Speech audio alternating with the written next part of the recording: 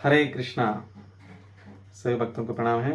अनंत कोटि वैष्णव वृंद की जय। ओम अज्ञानतिमिरन्धस्य ज्ञानाञ्जनशलाकया चक्षुरुन्मिलितं येन तस्मै श्रीगुरवे नमः। श्रीचैतन्य मनोभीष्टं स्थापितं येन भूतले स्वयं रूपा कदा मह्यं ददाति स्वपदान्तिकं।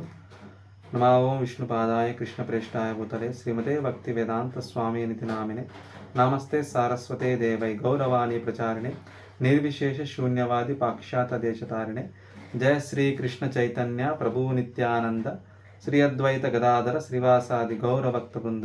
हरे कृष्णा कृष्णा कृष्णा हरे हरे, हरे राम राम राम हरे हरे। सब भक्तों का स्वागत है।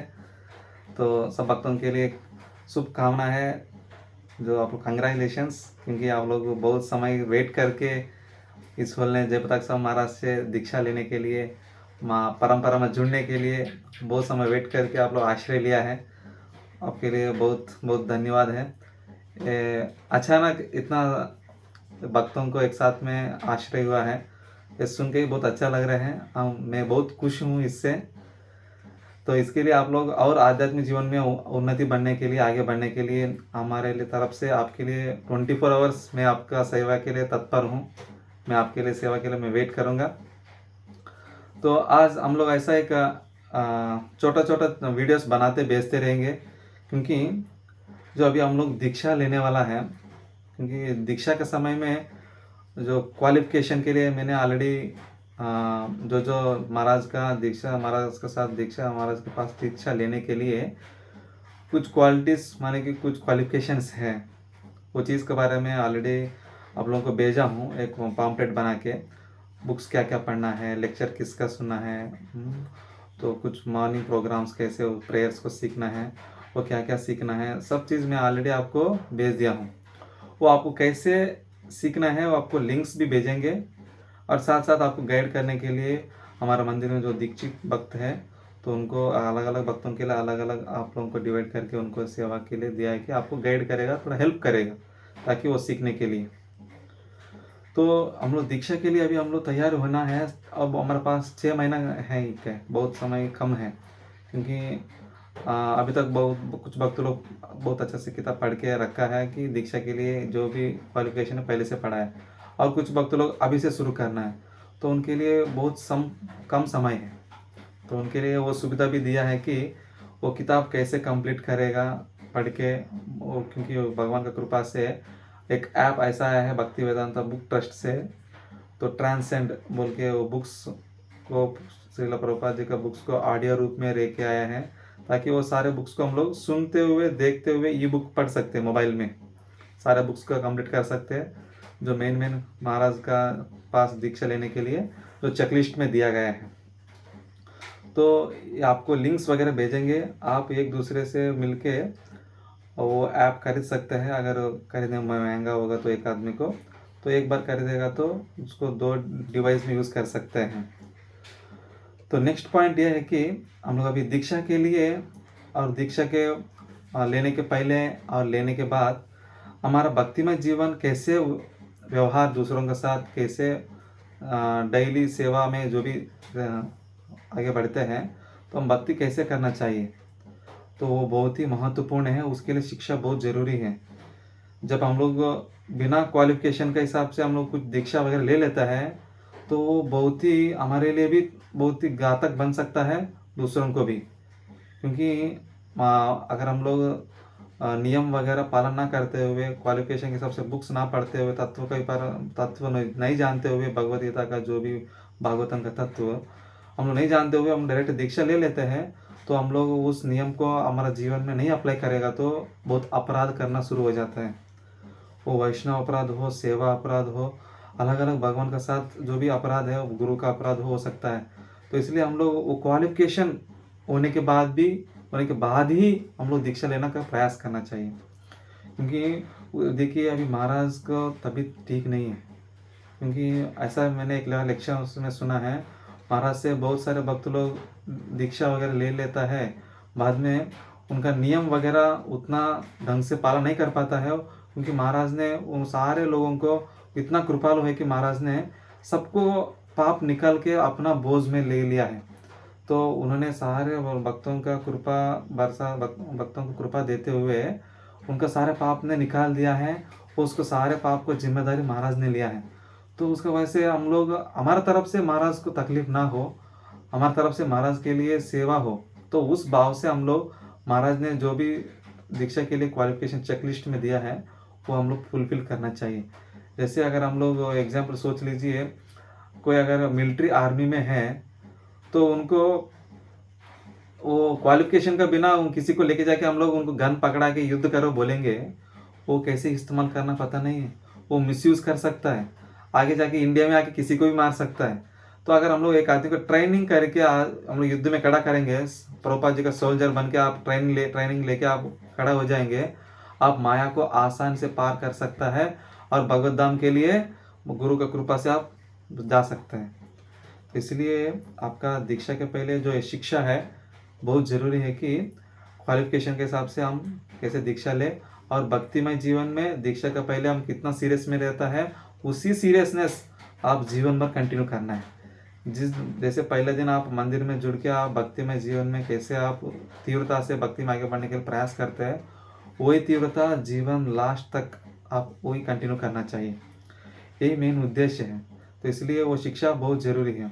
तो उसके लिए हम लोग एक एक टॉपिक वाइज जो भी मेन हमारा मुद्दा है सीखने के लिए, जो वो चीज़ आपको एक टॉपिक वाइज डेली से हफ्ता में 2-3 वीडियोस भेजते हुए एक टॉपिक में कम से कम एक 5 से 10 मिनट का वीडियो बना के भेजेंगे, ताकि आपको कम समय में एक अच्छा कुछ कंटेंट मिले।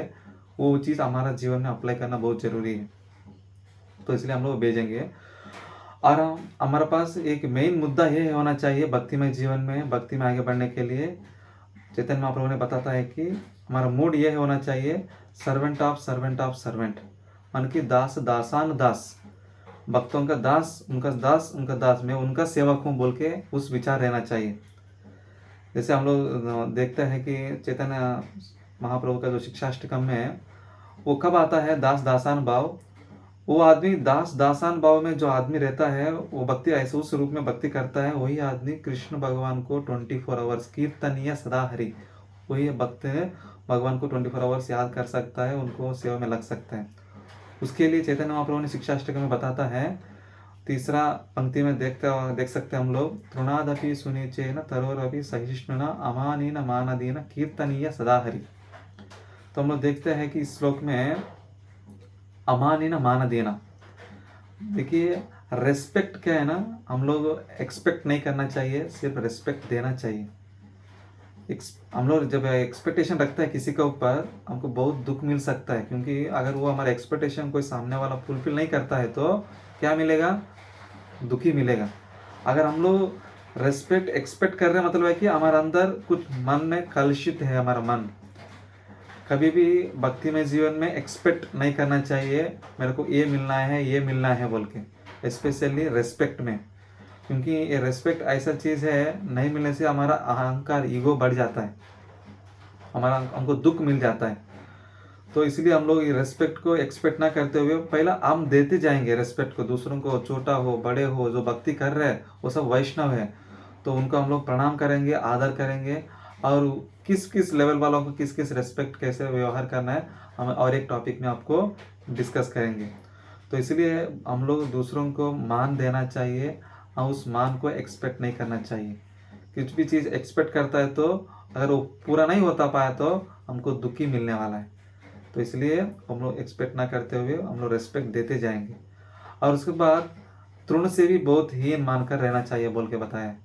तृण माने कि जो ग्रास होता है वो बहुत विनम्र भाव रहता है, आप उसको जैसे मोड़ लेंगे वो ऐसा फोल्ड हो जाएगा, उस प्रकार रहेगा, हम लोग भक्ति में आगे बढ़ सकते हैं। जैसे सोच लीजिए अगर रास्ता में हम लोग एक पेड़ जैसे बन के खड़ा है, लारे आके हमको मार देंगे तो हम लोग पीस हो जाएंगे, है कि नहीं।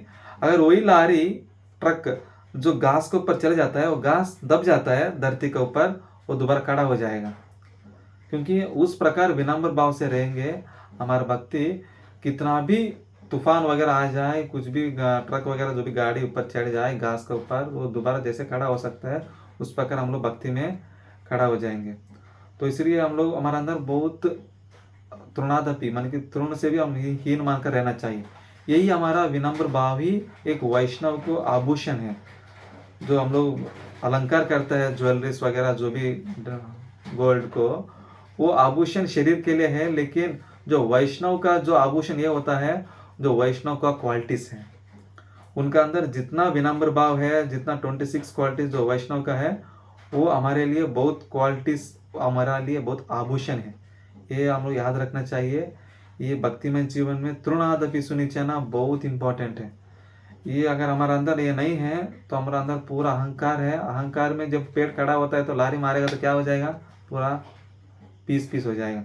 तो उस प्रकार हमारा भक्ति, हम जब तक हम घास जैसे नहीं फोल्ड होता है तब तक हम लोग बहुत कठिनाई जीवन में, भक्ति में भी बहुत मुश्किल में जी सकते हैं, क्योंकि हमारा अहंकार के ऊपर वो पूरा तेज पहुंचते रहते हैं, हम भक्ति ठीक से नहीं कर पाते। तो इसलिए हम लोग अहंकार को छोड़ना चाहिए, वो विनम्र भाव को स्थिर रखना चाहिए। जैसे सहिष्णुता, जैसे पेड़ जैसे सहिष्णुता होना चाहिए। सोच लीजिए एक आम पेड़ को आम चाहिए बोल के बच्चा लोग पूरा पत्थर मारता है, हाँ, उसको इतना तकलीफ देता है, फिर भी वो एक पत्थर भी नहीं मारता है, एक डाली भी नहीं फेंकता है उनके ऊपर, वो पूरा फल देता है और उसके बाद उनको छाया देता है। तो उस प्रकार वैष्णव जो है ना, हमेशा कृपा दृष्टि बरसाना चाहिए दूसरों के ऊपर।